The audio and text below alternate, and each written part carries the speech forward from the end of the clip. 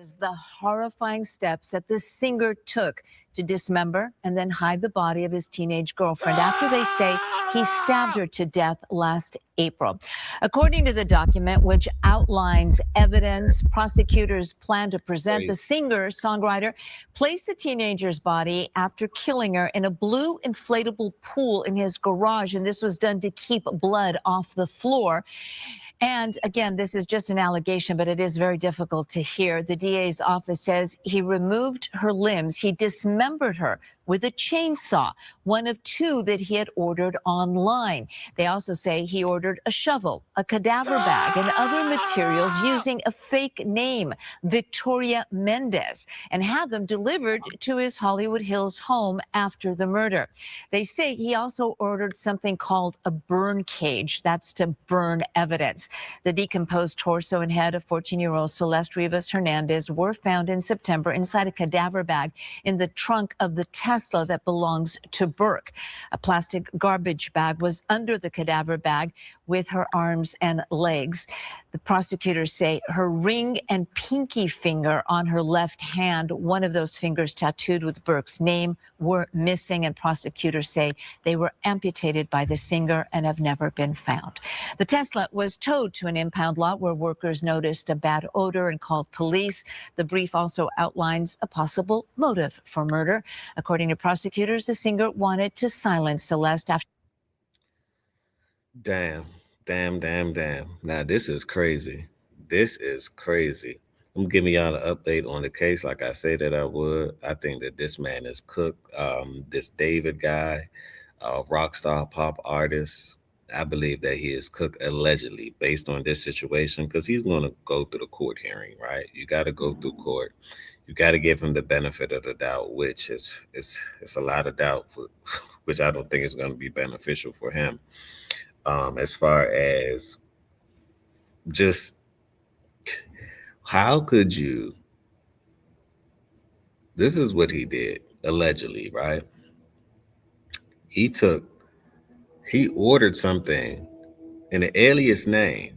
He ordered a pool, shovel, a burning kit, basically to destroy evidence, chainsaws. He ordered it in someone else's name, right? But he sent it to his address.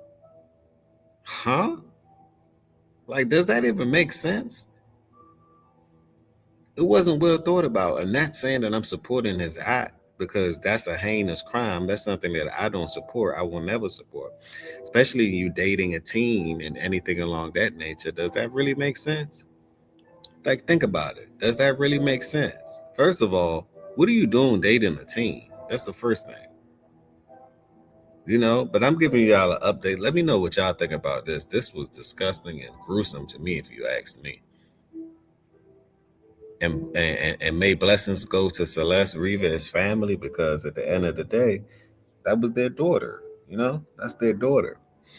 Let's continue. She threatened to go public with their relationship. Prosecutors say the pair had a sexual relationship that started when Celeste was only 13 years old, but they claim they had actually been involved since she was 11. Burke has pleaded not guilty to first-degree murder and other charges, and at his April 20th arraignment, David's lawyer said the evidence will actually prove that he did not murder Celeste. Certainly some very disturbing allegations. Yeah, in those documents, it also showed that once her parents found out about this alleged relationship, they took her cell phone away, and that he had purchased a separate cell phone to get sent to her at her school. Text messages, a lot of the evidence here. What more do we know about that? Well, they say that Celeste had been reported missing, and when she returned home, her parents took away her cell phone. So prosecutors claim that singer David. So her parents basically tried to intervene. You got to give it up to her parents for that, because some news channels and some people that's reporting on these things making it seem like the parents wasn't involved or the parents didn't try to be involved. But it's hard to control these teenagers nowadays because they have access to everything. And imagine if you took your child phone away, right? You punish the child by taking the phone away, no TV, no this, no that. Then the next thing you know, your child can't work. She's too young to work, so she don't have any form of income. Next thing you know, she decides she come home the next day with a new phone. And David is paying the bill, or grown man is paying the bill for the phone. At this point, as a parent, it's not really much you could do. You could take that phone, but then it's rightfully not your phone. You know, they're gonna send her another phone. So that goes to show she was either very defiant, or David itself, he wanted to make sure that he was the honcho in that situation because he had a record deal, he had the car, he had the lifestyle, he had the mansion. He could afford a phone for them to keep in communication. But why was he so desperate to keep in communication with a minor? That's what I don't understand. Why was he so desperate for that? That's disgusting to me. Paid $1,000 to a student at her junior high school to give her a burner phone, a cell phone that he had bought for her that her parents wouldn't know about, and that he went to all this trouble. And by that point, they claim he knew she was a minor because she had been reported missing, and because parents thought she was in this relationship with David. They had sent the sheriff's department to do a welfare check. Right. And they told David, hey, she's, only 13 years old. And he said, oh, I had no idea. I thought she was over 18. And That's BS. If you thought she was over 18, and you obviously, if she's in 11, 12 years old, she's probably still in middle school. So if you're paying someone $1,000 for her to get the phone, that's a lie right there. That don't make sense mathematically. That doesn't make sense right there. You knew she was underage. You knew she was underage because if she was damn near an adult, the parents couldn't really take the phone. And if they could take the phone, it's like she would have been in high school. You paying someone, you're manipulating the younger mind. You're paying them $1,000 because what middle school students have $1,000 all at once? None of them do. So you're using your money to actually control them. This is why I think that this case isn't gonna go well for him, because it's lies. The lies are obviously there, and it's not adding up. If you ask me, it's not adding up. they say that the cell phone that he gave her was after he knew that she was a minor. Wow. And so they're doing these like digital forensics now. They're combing through all the pictures. They even said that there was child pornography on this phone. Anything else that we know that they've discovered so far from all of that digital evidence? The text messages, they are listed, some of them are listed in detail, and prosecutors say that the text messages discuss a possible pregnancy, a possible abortion, Plan B, that the many text messages. You know what I think? And this is just my way of thinking, allegedly, right? I think that he got her pregnant. She wanted to keep the baby this time. They obviously already went through abortion pills and Plan Bs and all of that. It's in the text thread. It's in the data, the metadata. But at the end of the day, think about it. She was going to expose him. She already said she was just tired of linking up to have sex. She was going to expose him, right? Which then he would have been a minor. Then you would have got a minor pregnant. Then she would have had the baby. So he didn't want her to have the baby.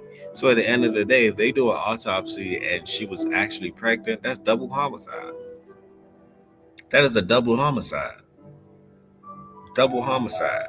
If he's guilty, he deserved the book. And I don't really wish jail or death upon anybody. But some people don't deserve to be in this free world, or this so-called free world. And he may be one of them.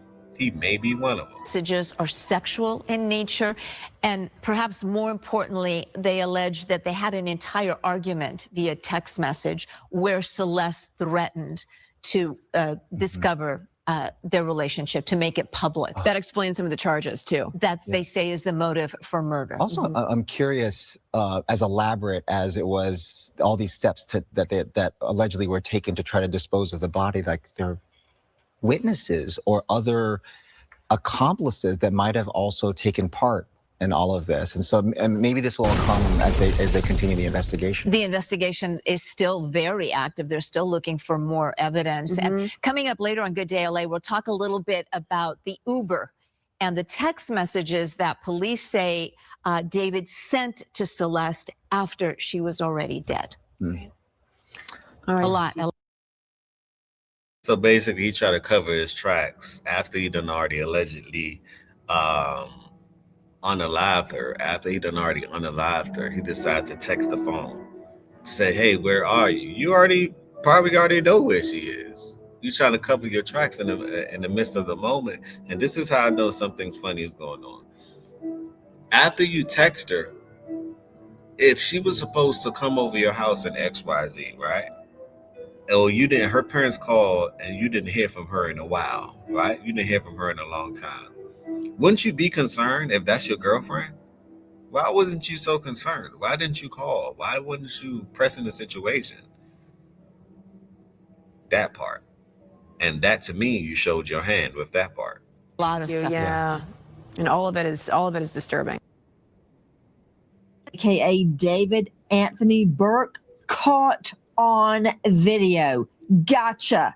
Yes, he's on video with friends partying at his mansion where Celeste was murdered, blaming the stench of a dead body in his mansion on his bathroom. This is after Celeste is murdered. He blames the smell of this child's decomposing body on his bathroom. And I've got it on video. Good evening. I'm Nancy Grace. This is Crime Stories. I want to thank you for being with us.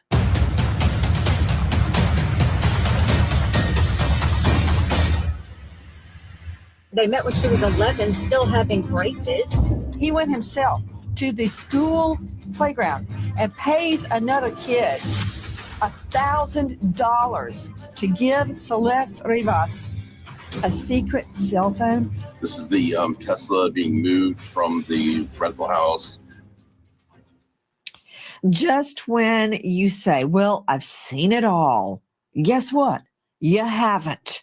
To Joe Scott Morgan joining us, Professor of Forensics, Jacksonville State University. I want you to watch this in particular, because here, according to the state, after murdering a little schoolgirl, literally a little schoolgirl, after murdering her, using a kiddie pool to get rid of the body, he then jokes and laughs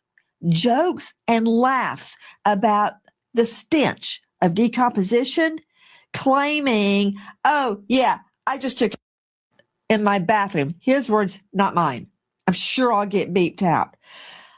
And I got to have a shrink on this, Joe Scott, but the gall of killing a little girl, a schoolgirl, and then laughing about the smell of her body. Okay, listen. Oh, yeah, I apologize in advance for the way my bathroom smelled. I took a shit like 2 hours ago. I don't care, I just took a Another one? Tight That's what I'm talking about. That's what I'm talking about. I had to go.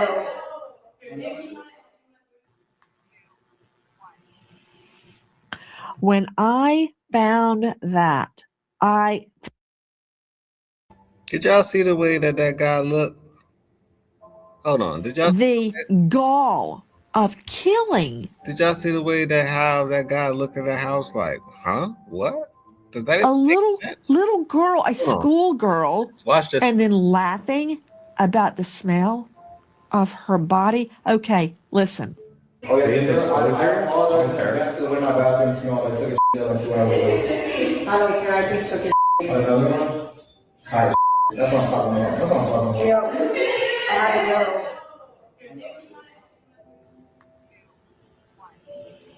Did y'all see the way that guy looked? He's like, nah. When you look at his eyelid to the left, eyelids to the right, it means, nah, something lying. Somebody lying. That was not you using the bathroom. And you using the bathroom 2 hours ago and the bathroom still smells like that? Nah. You have dead insides if that's the case. And it obviously wasn't dead insides. It was someone dead in there, obviously. When I found that I fell off my chair. That's from @Sakura Shimko on Twitch. And I just want to see it one more time. And everybody, we're going to get into this, but look at D4vd's friend, Neo. He, according to the state, may very well have known that Celeste was dead. So does he know that Celeste has been murdered and rendered disarticulated in that mansion? And now he's looking up David Anthony Burke, claiming it's a backed up commode. Let's just watch it one more time. Oh, yeah, I apologize in advance for the way my bathroom smelled. I took a shit like 2 hours ago. I don't care. I just took a Another one? Hi, that's what I'm talking about. That's what I'm talking about. I had to go.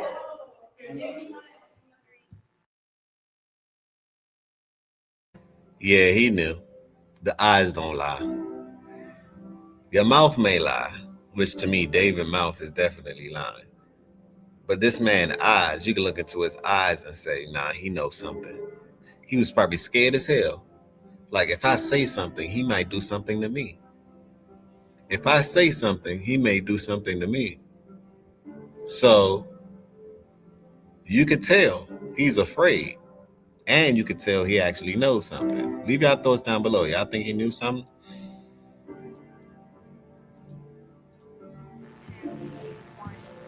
From @Sakura Shimko on Twitch, it's like Nia's going, yeah, that's not what it is.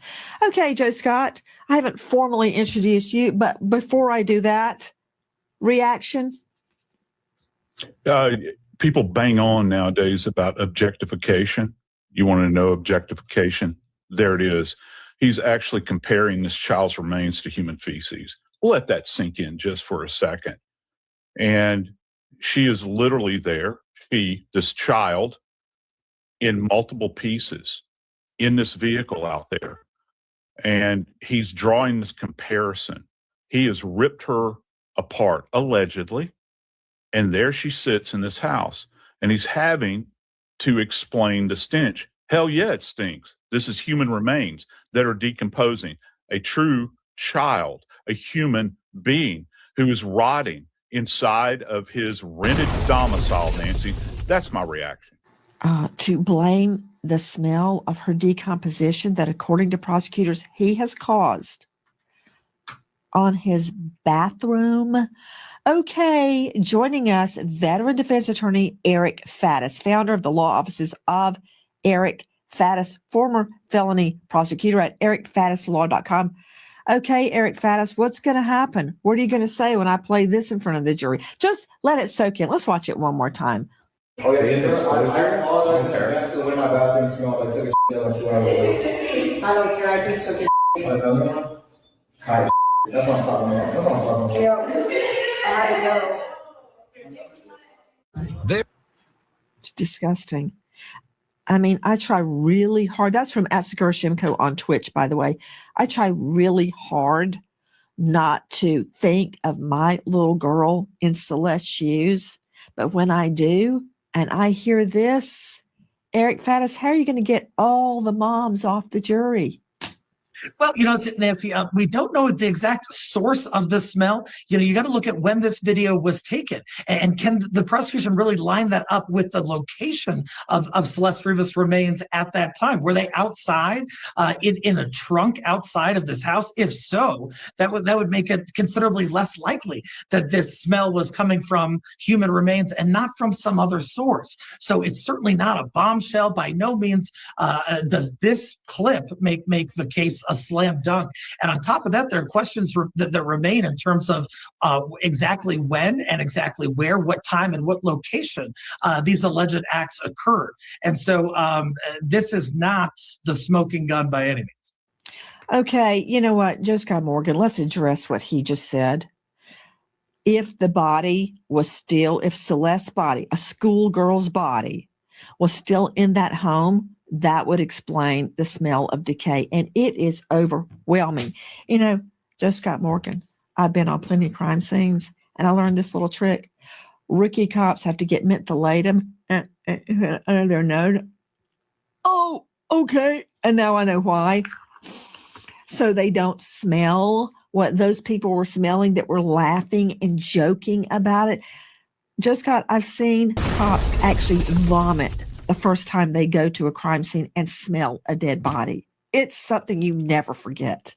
Listen, Nancy, nothing that you do as an investigator at a scene is going to thwart the smell or knock down the smell of decompositional odor. Okay. How much more so with people? And here's my big question with this. How much more so with these individuals that are actually indwelling this structure?